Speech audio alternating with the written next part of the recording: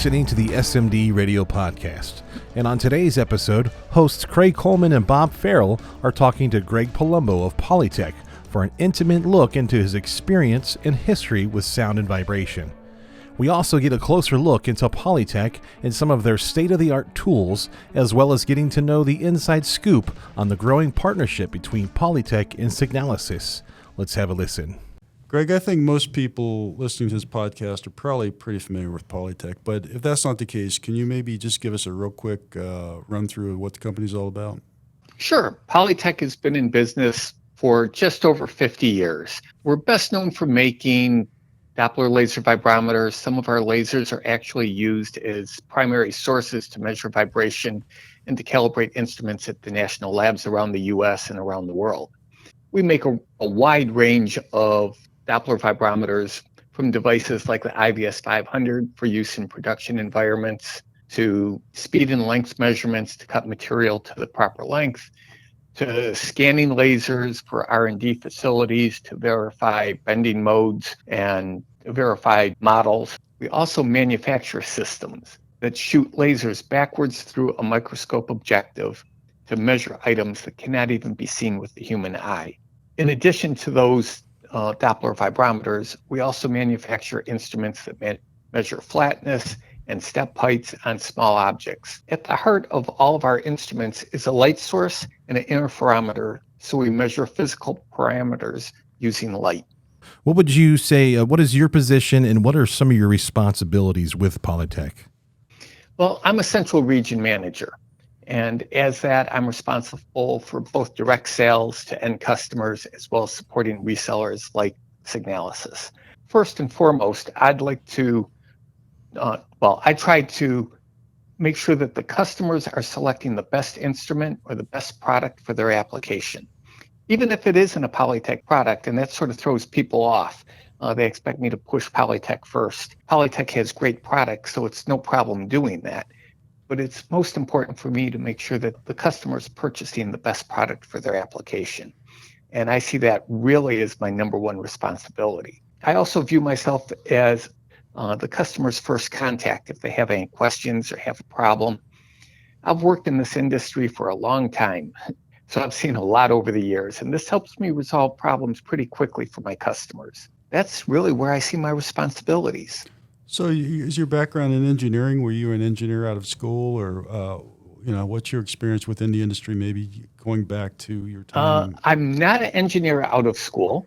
Ironically, I can teach physics. I can teach science. I'm certified to do that. I have a ton of engineering classes in my background, but I never officially got my engineering degree.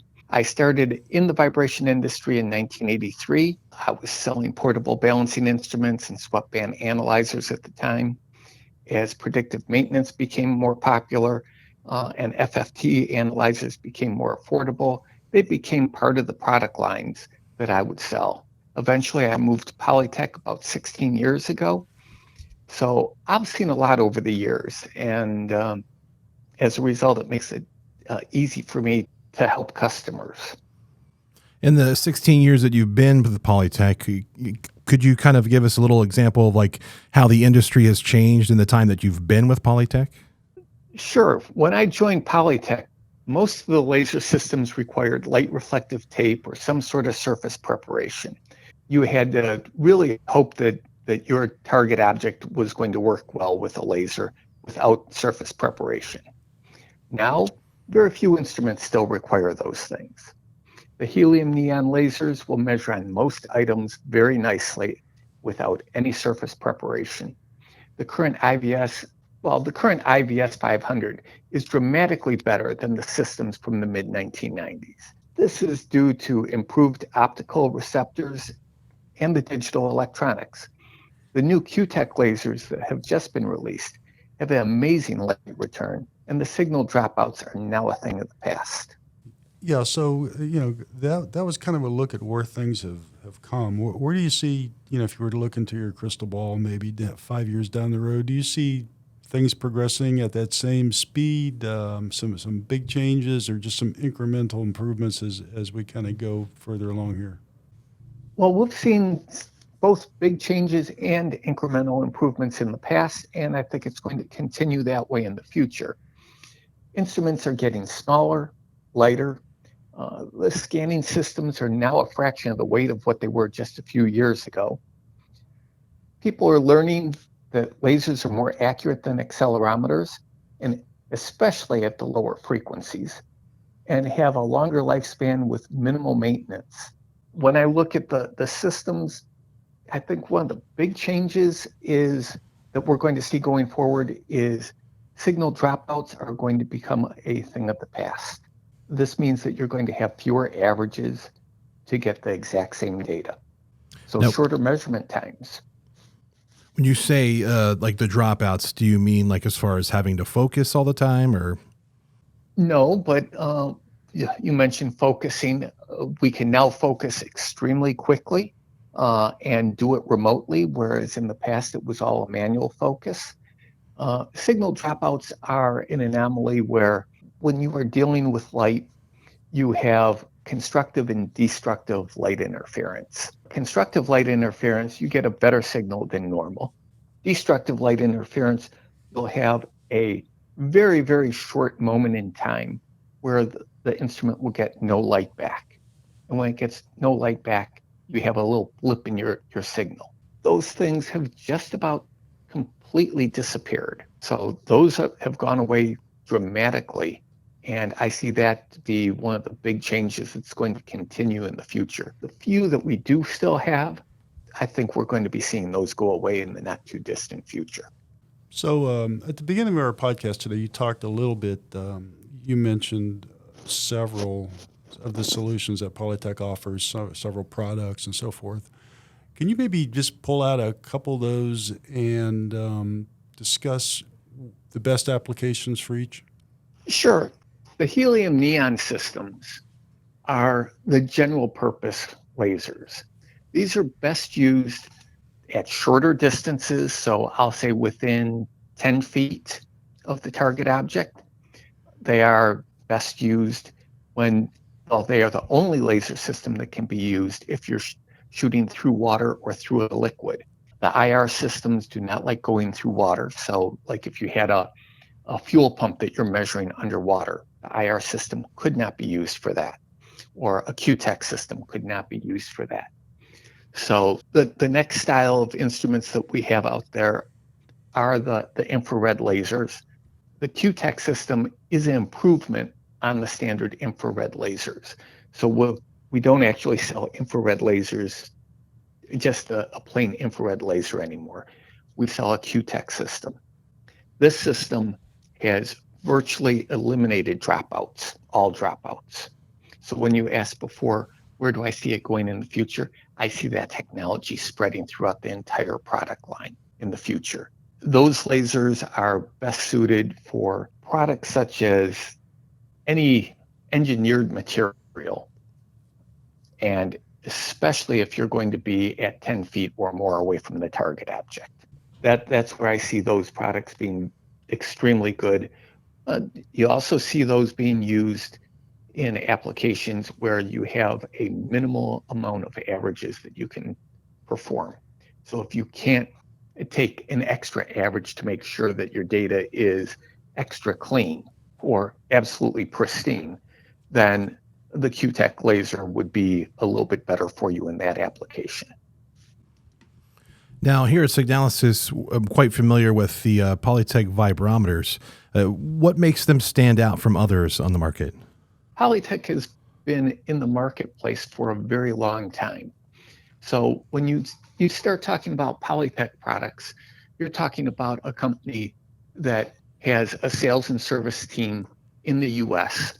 Almost all repairs are done in the US. So you're not shipping the product overseas to get it repaired. Calibration can be done on site or at our facility in Massachusetts.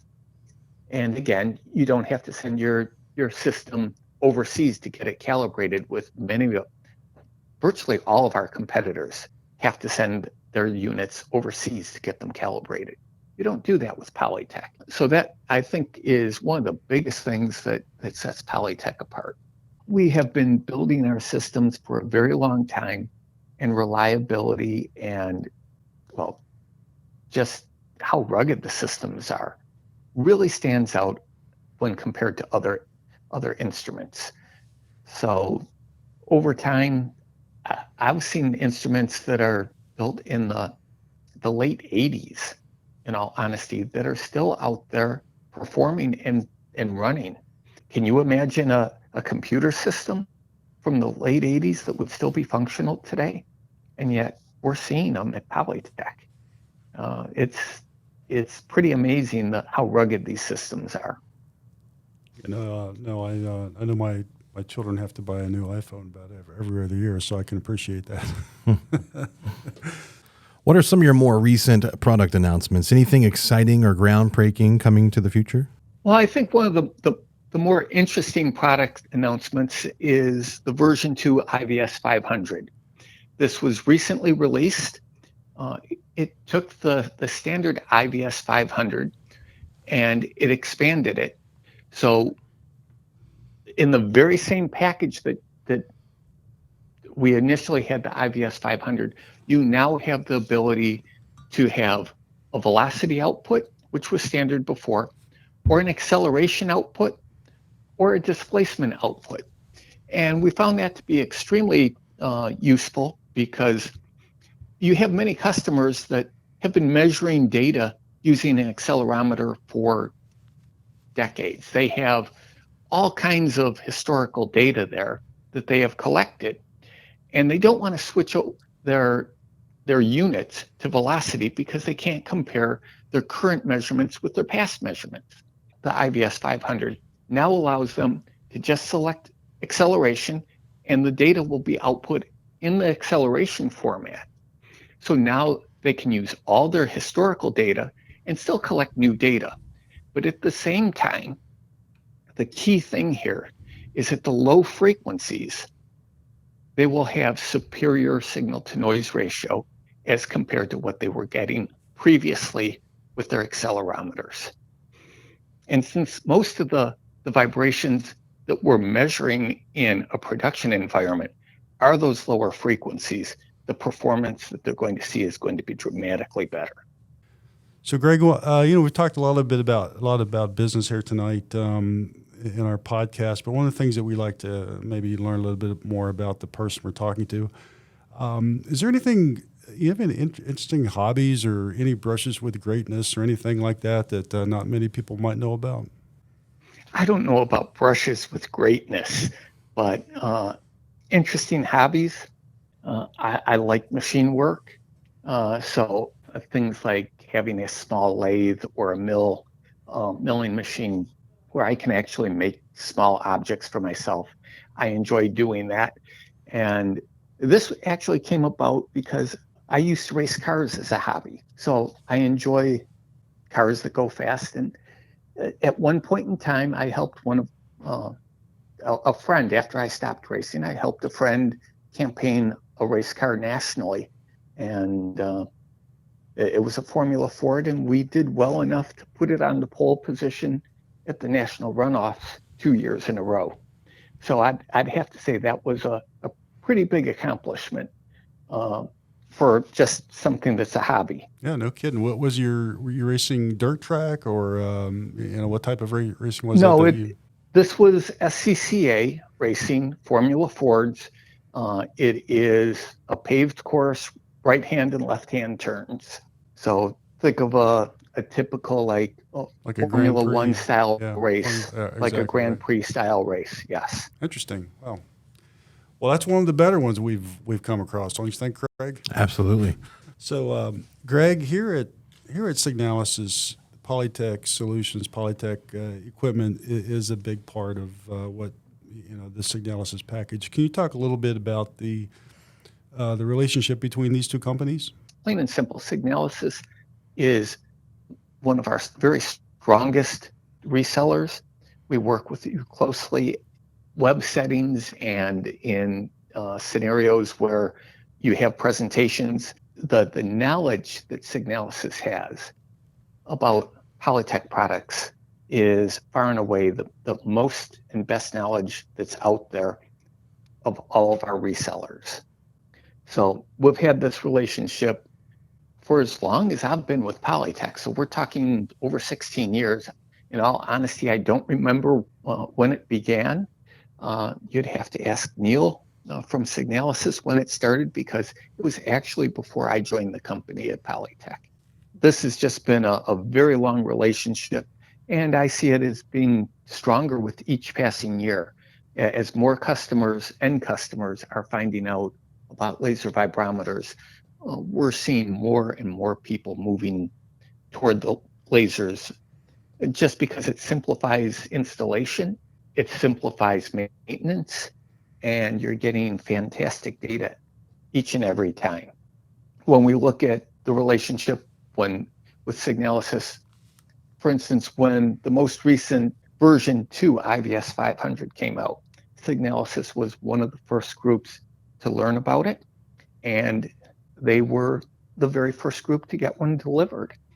I think Signalysis and Polytec have had a very long relationship, and this is something that I see to continue for many years in the future. Well, how would you suggest that anyone listening to this podcast who wants to learn more about Polytec and some of the different lasers and so forth, how do they best do that? Is it through your website, on YouTube, a combination of those things, get a hold of you directly? How do you recommend people proceed? We do have, certainly YouTube is a very good source of information, but I would recommend that they contact Signalysis directly or contact me directly. I'll let you post my phone number so that they can reach out to me directly, and my email. I prefer to do it that way. That way I have a good understanding of what they're looking for, and then I can point them to the direct and correct web page, as opposed to having them try to sort through our web pages to find the correct product for them.